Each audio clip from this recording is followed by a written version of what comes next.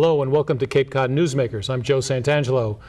Our special guest today is Bert Jackson. He's Vice Chair of the Cape Cod Technology Council, and we'll be talking about the Smarter Cape Summit 3, which recently concluded. Yes. And Bert was the opening speaker.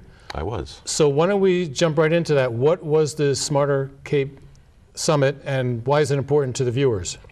Well, this is the third summit that we've had, Joe. The first summit we had in 2011 at Wequassett, and that summit was at the beginning of the Smarter Cape process. The Smarter Cape Partnership had just come together, and for those who don't know, the Smarter Cape Partnership is composed of the Cape Cod Chamber of Commerce, the Cape Cod Commission, the Cape Cod Economic Development Council, the Cape Cod Technology Council, and Open Cape.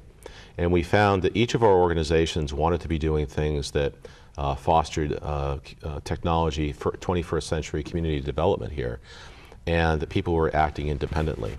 So we got together and we worked out putting together the first summit. We put it together in 5.5 weeks. We brought in speakers from all over the country, and I think one of the speakers that was very important was a woman who spoke about breaking down silos, essentially breaking down the barriers of communication between different parts of the community, and that's one of the things that we've been focusing on. The second summit that we had last year in 2012, we ran 7 different tracks on the 7 different areas that we focus on, from smarter education to smarter government, smarter transportation, et cetera. And we all, again, brought in speakers from all around the country. Well, this year we decided to focus on, as opposed to what other people are doing, this is what we've done. And we've made a lot of really wonderful progress in Open Cape is about to go live. There's progress being made, on the wastewater front and on other fronts through the Cape Cod Commission. The Cape Cod Chamber has their initiatives for economic development, and so on and so forth. So this summit really highlighted some of the things that were happening here. So you mentioned Open Cape. Can you Yes. give the viewers an idea, what is Open Cape? What is Open Cape? Open Cape is a nonprofit organization, and what they have done is they have built, I believe it's a 390-mile fiber optic network, broadband, multi-gigabit capable network that services Cape Cod. There's also a microwave component to this that sends high-speed signals through the air. And the idea was to bring a fiber optic connectivity capability to the Cape that did not exist before. And the other mission of it was to bring some competition to the area, which that has certainly done. Comcast has stepped up, and you'll see that Comcast is now offering a lot more fiber offerings than they had been, prior to the Open Cape project. So this was described as bringing the broadband economy to the Cape. In other words, Yes. someone could run a business here or potentially work from home here and have the same broadband capacity as you might have in downtown Boston on Route 128 rather, even in the Silicon Valley. You could be communicating and doing business with almost anywhere in the world from Cape Cod. Is Right. that the idea? Well, I think the thing to remember with Open Cape is that, first of all, it's what's called a middle mile solution. So if you think of, it's sort of like when they built Route 6 in the 1950s here. It provided a much easier way for traffic to get on and off the Cape. Open Cape is providing an easier way for digital traffic to get on and off the Cape. The ramps and byways still need to be built. There Right. still needs to be connectivity to it. It doesn't mean that you're going to get fiber to the home as a result of Open Cape. Although another provider may come in, what they call a last mile provider, may come in and do that for you. And the way Open Cape is structured, even some of the major players can lease fiber from Open Cape and provide that service if they so desired. The real economic development impact of Open Cape is that we now have a commercial broadband capability that we did not have before. So that a business that requires very, very high-speed data transfer, this facility here being one that uses video and moves a lot of video around, having that kind of high-speed capability is very important. And that kind of high technology, low environmental impact type of business is the kind of business that we want to attract here to the Cape. So that eliminates that barrier to locating here if you are doing that.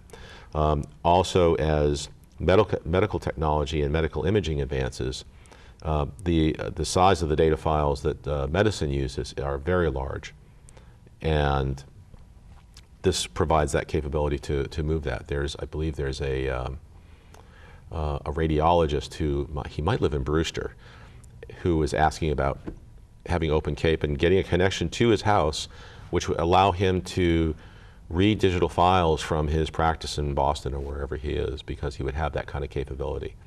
And that kind of capability is not available at a commercial level from the current providers. We're talking with Bert Jackson about making the Cape smarter in technology and smarter in infrastructure, smarter in marketing and so forth. Certainly. Why don't we talk a little bit about smart marketing, which is your area of expertise. Bert also has a web design business on the side, in addition to all your other technology hats. Some of my clients feel like it's on the side. So how about smart marketing? What can businesses and so forth do from the Cape to make themselves more well known? Well, I think that first of all, the Smarter Cape Partnership is trying to position Cape Cod as a region as being ready and open for business, and ready and open for the right kind of business. We have a reputation as being hospitality based, and we certainly are, and that's not going to go away. In fact, by marketing ourselves as a destination for other things, that's going to do nothing but help the hospitality end of what we're doing. But one of the organizations that we've been working pretty closely with is a group out of New York called the Intelligent Community Forum. And they work with communities around the world to help them make the transition into a 21st century broadband-based community. And they're very fond of what we're doing here. They've shown us a lot of support, and they've encouraged us to apply for their award, that the Intelligent Community of the Year award, every year. We applied last year, we didn't win. But we'll try again. Only one winner? No runners up? No, well, there are runners up, but if you win, that's sort of the thing. Right. But one of the things, they have 5 pillars of what makes an intelligent community, and one of those is marketing and advocacy.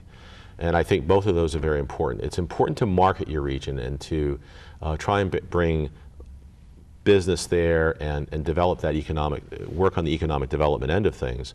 But the advocacy part is very important as well. How do you reach out to your citizens in your community to let them know what's going on? You know, in conversations that I have with people, either in person or through online on Facebook, you know, they're not aware of what the Cape Cod Commission is doing in terms of wastewater and the work that they're doing and the technology that they're developing to help do that. They're just not aware of it. So part of what we're trying to do with some of our initiatives is to find ways to reach out into the community to let them know what's going on and to get them to be more engaged. You mentioned wastewater, which is a $1 billion price tag to... At least. Yeah, multi-billion-dollar price tag to keep our waters clean, right. Our coastal waters clean. Right. And I know it's not your area of expertise, but do you want to discuss some of the technology that might reduce some of that cost? Well, I don't know about reducing the cost, but you know, first of all, you know, one of the things that tends to come up is that, well, we have Title V, why do we have wastewater problems? Meaning septic tanks don't do the job anymore. Septic tanks do the job in terms of preventing pathogens from getting into our water supply, which is really what Title V was about, and protecting the single source aquifer that we have here on the Cape. The new problem that we have now is nitrogen. And nitrogen is a natural part of the wastewater that we produce, and nitrogen is seeping into our freshwater estuaries and ponds. And what this does, it creates an increased algae growth, which blocks out sunlight and drowns out other life that's in there, and can effectively kill the marine life in an estuary or a pond. And that's becoming an issue. There's a group that has sued the EPA over this. So there's a proverbial gun to our head to solve the problem. At some point, somebody is going to require that we fix this. At this point, we're trying to be proactive and fix it before someone else tells us what to do. And the Cape Cod Commission has developed some software that enables communities to look at the various options. In other words, you don't just have to build a big pipe and to a central sewer system. You might have other options that Sure. are less intrusive. The Commission has been looking at the wastewater problem for several years now, and they've actually developed a piece of software, as you've said. It's called Watershed MVP. And what it does is it allows the Commission to, or whoever's using the software, to drill down to a lot-by-lot basis to determine, what the nitrogen load is being created at that lot, at the level at that lot, and to determine, for that lot or for that neighborhood, what is the best solution for that? Is it sewering? Is it upgrading the septic system, or some other kind of solution? Because whatever the solution is for the Cape, it's going to be something that's going to be a hybrid solution. Sewering the Cape is probably not going to be the way to go. Right. So what about smarter government and smarter education? Those are also topics Yes. of discussion Yes. at the Smarter Cape Summit. Right. Well, we're excited about both of those. On the smarter government side, another initiative by the Commission, they've been working with Emerson College and Emerson College has a program called Community Planet, Planit. And Community Planet is a game. It's an online game, and citizens can log on and join the game and participate and help to build the community, give their opinions on various kinds of subjects that are going on in the community. And as rewards for what they're doing, different charities are set up on the website, and as you gain points or gold coins, I think is what they are, you get to put those into your favorite charity, and the one that wins a grant of a certain amount of money. But the object of the game is to get people involved in the wastewater discussion and to... Or whatever. It doesn't have to be wastewater. It can be whatever. It could be a community planning discussion about, a centralized community. It could be about wastewater. It could be just about anything. But the idea is to get people engaged and involved, and it's in a way that's fun, because if it's fun, you're likely to get more people. We're talking with Bert Jackson of the Cape Cod Technology Council about making the Cape a smarter place to live and work. And what about smarter education? One of our guests was Dr. Robert Cody, who's the Dean of STEM and Business Development, I believe, at the Cape Cod Community College. Science, technology, engineering, and math? Science, technology, engineering, and math. And one of the things that he says, which I'm, of course, a big fan, is he also talks about STEAM, where you add art in there, because art and music are a critical element to developing young minds and helping them understand other things. As a musician, I understand the mathematical and creative aspect of that, and it helps me in the rest of my life. The college is, of course, under new leadership with Dr. John Cox, who came in, I think, at the end of last year. And Dr. Cox was the speaker at the Tech Council annual dinner. Bob Cody was the speaker at the Smarter Cape Summit. And they have initiatives up and down the ladder. Up the ladder, they are looking at relationships, building relationships with other four-year institutions to have the community college be more of a stepping off point for students who want to go on to get four-year or further degrees. So as opposed to just being a college where someone is just going to go and get their associate's degree and be done, they are looking to have this move forward. They are adding focus onto STEM, not just being a hospitality school, which is what they have been known for in the past. They're really focusing on this aspect of things. There are programs with some of the marine science people, to build programs and education around that, so that they can help feed young people into those institutions and support that. Down the ladder, they are also working to build relationships with the secondary schools here on the Cape and find ways to make, as Bob says, he wants to have school choice be less of an issue, because whatever school you go to, there are resources that are shared among all the schools, and so that you can do that. And, imagine a video feed coming from the space station that goes to all the schools, and there's interaction happening, at a Cape-wide level as opposed to just with one single school. It would be a wonderful thing to do. Okay, and we also talked at the Smarter Cape Summit about electronic permitting, bringing government more into the 21st century. Right. Where a builder or even a private citizen could get a permit or whatever they need. Sure. From the comfort of their own home instead of having to go to town hall and wait in line. Right, right. Can you describe some of that? Sure. Well, there's a to back up a little bit, there's a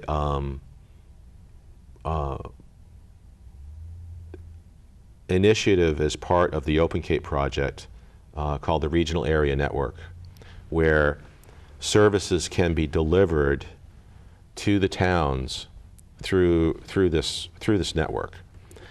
And in some cases, if the towns are all doing the same thing, if there was a way to centralize the service and pay for one license, in other words, if they're all using GIS software.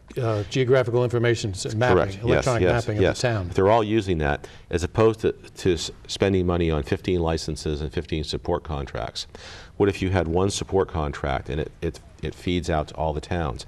It doesn't mean that the towns lose their individuality.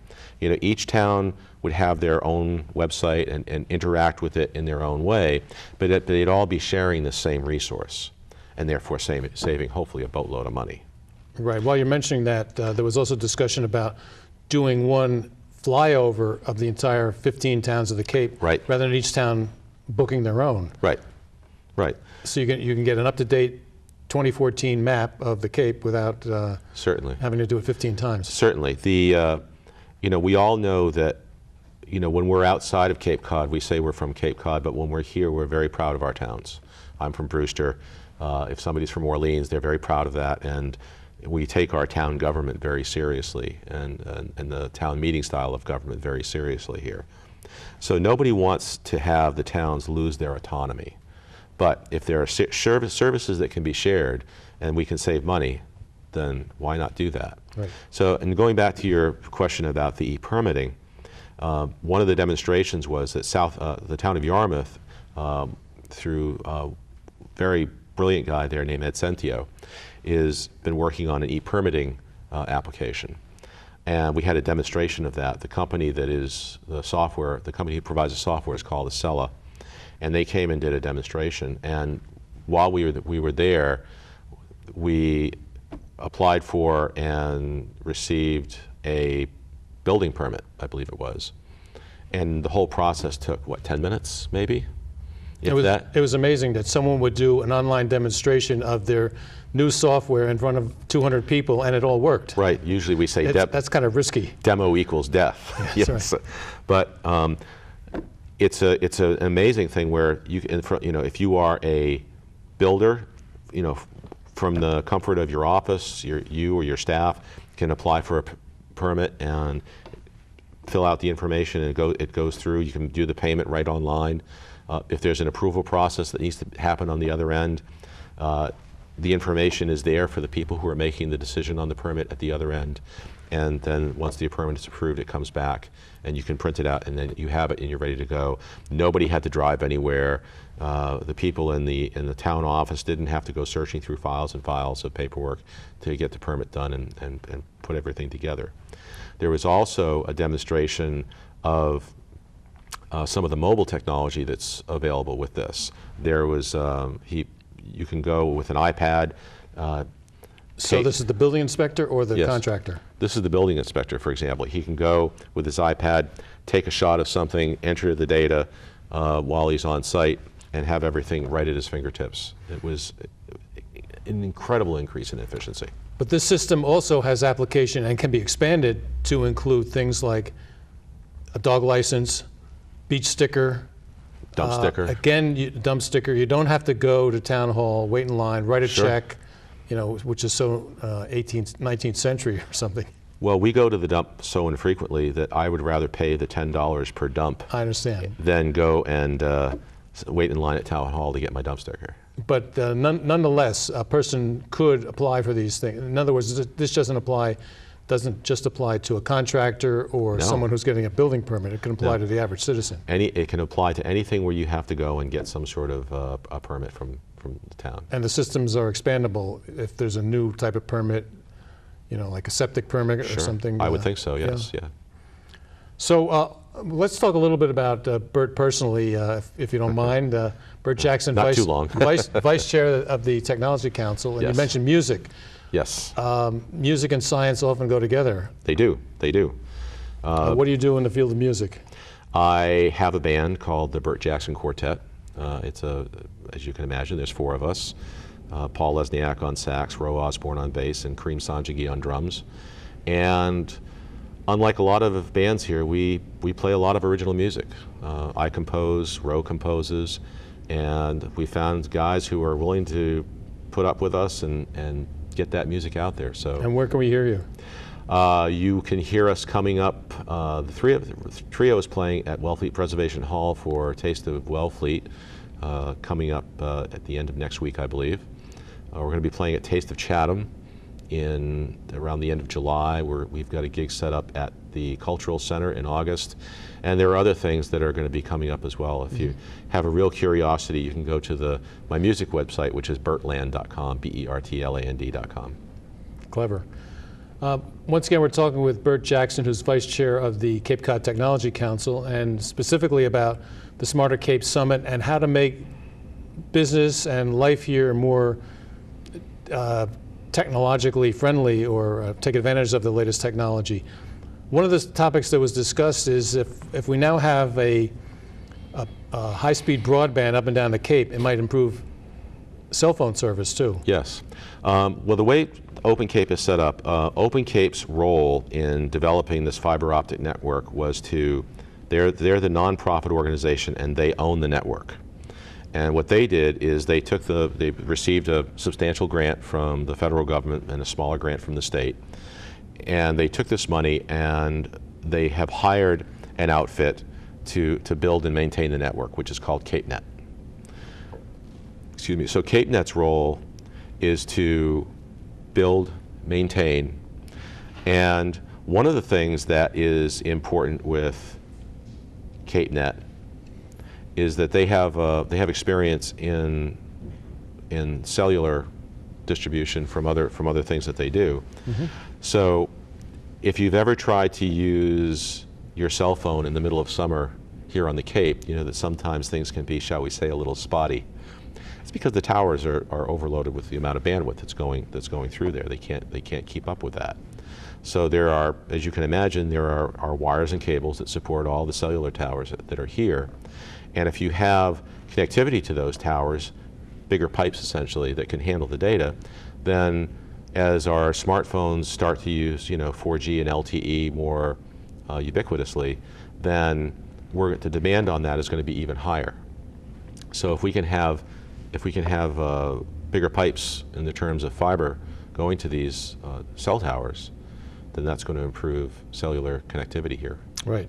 So in other words, in the summertime, when there are a couple 100,000 people trying to use their cell phones at once, the capacity of the existing system might be overloaded. Yes. The signal quality and maybe even the ability to get a signal. Well, they're not only talking on their cell phone, but they're on Facebook. Oh yeah.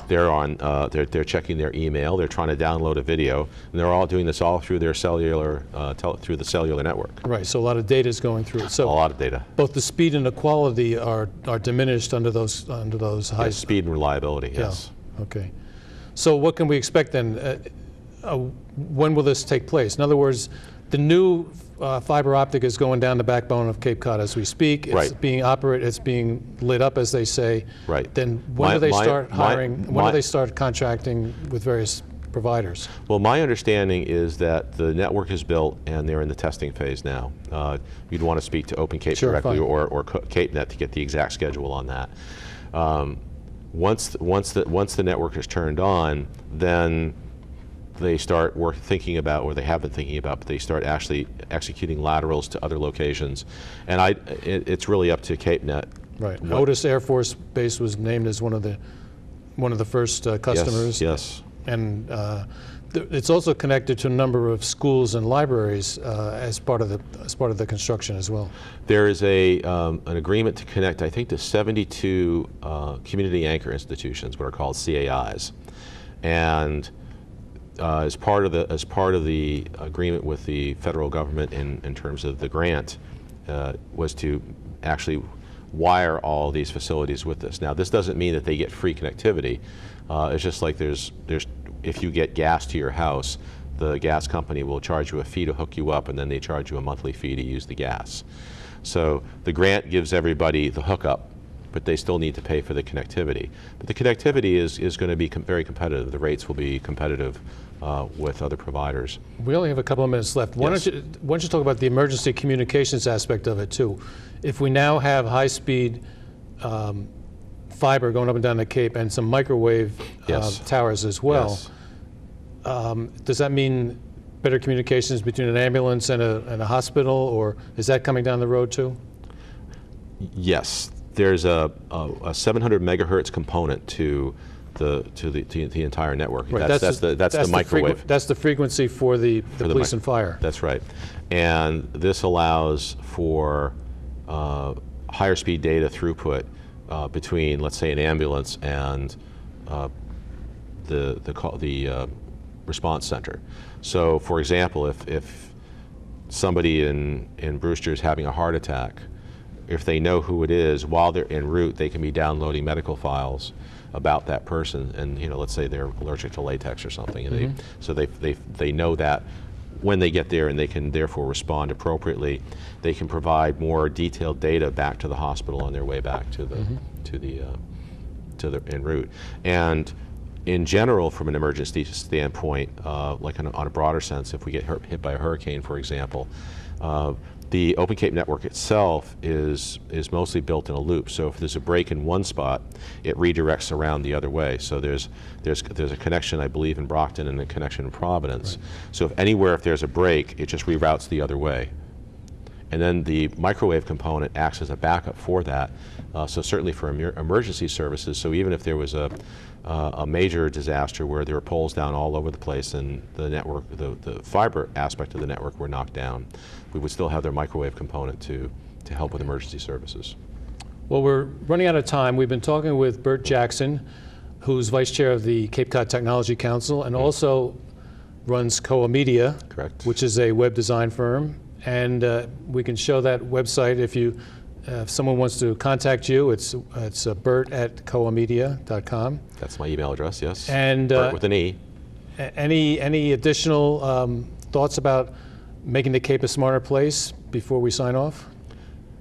It's really about everybody working together and working together as a community, I would say, and using the whole idea of leveraging technology to make this a smarter community is really leveraging it to have us come together, making government more efficient and using the tools that we have to build an environmentally friendly 21st century economy here.